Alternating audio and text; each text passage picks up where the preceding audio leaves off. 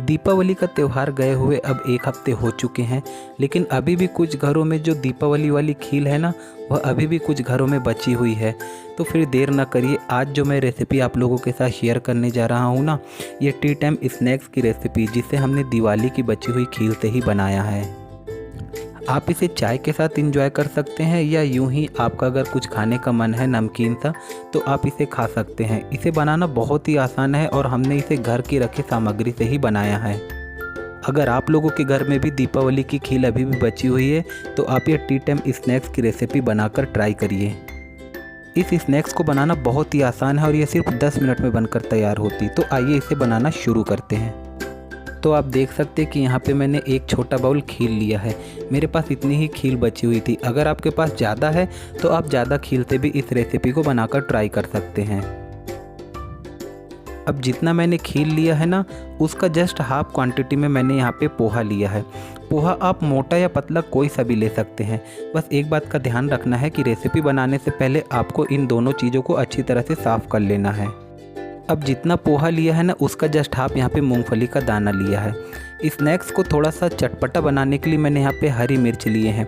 मिर्च की क्वांटिटी आप अपने हिसाब से कम या ज़्यादा कर सकते हैं। आप किसी भी चीज़ की क्वांटिटी अपने हिसाब से कम या ज़्यादा कर सकते हैं। तो फ्लेम ऑन करके एक कढ़ाई गैस पर रखेंगे और कढ़ाई में डालेंगे अपने खील। यहाँ पे एक बात का खास ध्यान रखें कि हमें गैस की फ्लेम को बिल्कुल लो पर करना है, क्योंकि खील को यहाँ पे हम ड्राई रोस्ट कर रहे हैं और यह खील जो है वो मात्र 30 से 40 सेकंड में ही ड्राई रोस्ट हो जाएगी। अगर आप इससे ज़्यादा इसे रोस्ट करेंगे ना, तो ये जल जाएगी। तो इसलिए ध्यान रखें कि गैस की फ्लेम को बिल्कुल लो पर रखना है। 30 से 40 सेकेंड हो चुका है और ये देखिए, मैं आपको खील दिखाता हूँ। यह देखिए, यह बहुत आसानी से टूट रहा है। इसका मतलब है कि खील हमारी रोस्ट हो चुकी है। अब गैस की फ्लेम को हमको ऑफ कर देना है और खील को वापस से एक बाउल में ट्रांसफ़र कर लेना है। अब कढ़ाई पे पोहे डालेंगे और इसको भी ड्राई रोस्ट करना है हमें। यहाँ पर ध्यान रखना है कि गैस की फ्लेम को हमें लो टू मीडियम पर ही रखना है। बस फ़र्क इतना होगा कि हमने जो खील को भूना था ना, उसको भूनने में सिर्फ 30 से 40 सेकंड लगा था, लेकिन यह जो पोहा है ना, इसको भूनने में कम से कम 1.5 से 2 मिनट लग जाएंगे। लगभग 1.5 मिनट के बाद आप जब चेक करेंगे ना, तो पोहा भी आपका इस तरह से टूटने लगेगा। यह देखिए, पोहा भी इस तरह से टूटने लगा। इसका मतलब है कि यह भी अच्छी तरह से क्रंची हो चुका है। तो अब हमें गैस की फ्लेम को वापस से ऑफ कर देना है और हम इसे भी एक प्लेट या कटोरी पे ट्रांसफ़र कर लेंगे।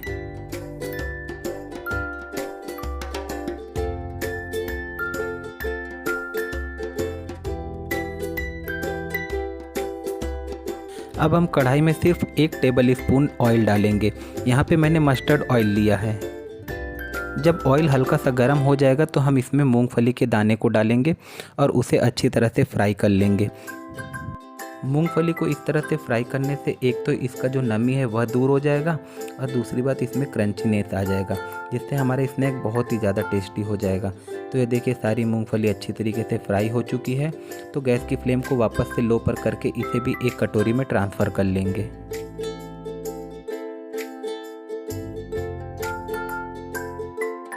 अब इसमें 1 टेबल स्पून मस्टर्ड ऑयल डालेंगे। जब ऑयल हल्का गर्म हो जाएगा तो इस स्टेज पर हमने इसमें कटी हुई हरी मिर्च डालना है। जब मिर्च हल्का सा भुन जाए तो हम इसमें डालेंगे आधा छोटा चम्मच जीरा। फ्रेंड्स, यहाँ पे हमने मिर्च को पहले इसलिए डाला है कि इस नमकीन में हमें मिर्च को थोड़ा कुरकुरा रखना है, जिससे हमारे नमकीन में बहुत अच्छा टेस्ट आएगा। जीरा तो बाद में डालने पे भी भुन जाता है। तो ये देखिए, दोनों चीज़ अच्छी तरह से भुन चुकी है। तो अब इस स्टेज पर हम इसमें डालेंगे करी पत्ता। यहाँ पे मेरे पास ड्राई वाले करी पत्ता थे, तो मैंने इसमें ड्राई करी पत्ता डाल दिया। अगर आपके पास ताज़े करी पत्ता हो तो आप उसे डालना। ताज़े करी पत्ता से हमारे स्नैक्स में बहुत अच्छा टेस्ट आएगा। तो करी पत्ता को भी इस ऑयल में अच्छी तरह से मिला लेंगे। अब इसमें 1 चुटकी हींग डालेंगे, साथ ही जाएगा स्वाद अनुसार नमक। स्नैक्स में अच्छा कलर लाने के लिए मैं यहाँ पे थोड़ा सा हल्दी पाउडर डाल रहा हूँ। अब एक बार इन सभी चीज़ों को मिला देंगे और हमें यहाँ पे गैस की फ्लेम को ऑफ़ कर देना है फ्रेंड्स, क्योंकि होगा क्या, यह मसाला बहुत जल्दी जल जाएगा। तो इसलिए हमने गैस की फ्लेम को ऑफ़ कर दिया है। और अब हम इस स्टेज पर अपने जो हमने चीज़ों को यहाँ पे ड्राई रोस्ट किया था ना, उसे डाल देंगे। सबसे पहले खील डाला मैंने, उसके बाद पोहा डाला और उसके बाद डाला मैंने मूंगफली के दाने। अब इन सभी चीज़ों को हम मिला देंगे इसमें अच्छी तरह से। यहाँ पर गैस की फ्लेम ऑफ है फ्रेंड्स, क्योंकि हमने सभी चीज़ों को अच्छी तरह से ड्राई रोस्ट कर लिया है ना, तो इसमें एक अच्छा सा क्रंचीनेस है। तो इसलिए अब हम गैस की फ्लेम को ऑन रखने की कोई ज़रूरत नहीं है, हम गैस की फ्लेम को ऑफ करके ही इन सभी चीज़ों को अच्छी तरह से मिलाएंगे। सिर्फ 1 से 2 मिनट लगेंगे आपको इन सभी चीज़ों को अच्छी तरह से मिलाने में। आप देख सकते हो कि हमारी स्नैक्स में हल्का हल्का हल्दी का कलर चढ़ चुका है और यह देखने में बिल्कुल ऐसा लग रहा है जैसे हमने पोहा का चिवड़ा बनाया हो। यह देखिए, देखने से यह लग रहा है कि जैसे हमने पोहे का चिवड़ा बनाया हो। अगर आप इसका टेस्ट ज़्यादा इन्हेंस करना चाहते हैं तो आप इसमें मुरमुरा भी डाल सकते हैं, नमकीन भी ऐड कर सकते हैं या मखाना भी ऐड कर सकते हैं। ये चीज़ें ऐड करने से इसका टेस्ट और भी ज़्यादा बढ़ जाएगा, लेकिन मैंने इसे बहुत ही लेस इंग्रेडिएंट यूज करके बनाया है ताकि हर कोई इसे अपने घर पर आराम से बना सके और टी टाइम स्नैक्स इंजॉय कर सके। तो हमारा खील का चिवड़ा बनकर तैयार हो चुका है। अब हम इसे एक प्लेट पर निकाल लेंगे। आप इसे चाय के साथ खाएंगे ना दोस्तों, तो यकीन मानिए बहुत ही अच्छा लगेगा आपको चाय के साथ इसे खाने में। तो फाइनली हमारा खील वाला चिवड़ा बनकर तैयार हो चुका है। इसे बनाने में हमने बहुत ही कम इंग्रेडिएंट यूज किया है और बहुत ही हेल्दी तरीके से बनाया है। सिर्फ 2 टेबल स्पून हमने इसमें ऑयल ऐड किया है। और अगर मैं टाइम की बात करूं तो इसे बनाने में हार्डली 10 मिनट लगेंगे। 10 मिनट से बिल्कुल ऊपर नहीं लगेगा इस रेसिपी को बनाने में। जिन्होंने पहले कभी चिवड़ा वगैरह नहीं घर पर बनाया है, वह भी इस रेसिपी को एक बार में ही बिल्कुल परफेक्ट तरीके से बनाकर तैयार कर सकते हैं, क्योंकि इस रेसिपी को बनाने में बहुत ही कम टाइम लगता है और बहुत ही कम इंग्रेडिएंट में यह हेल्दी रेसिपी बनकर तैयार हो जाती है।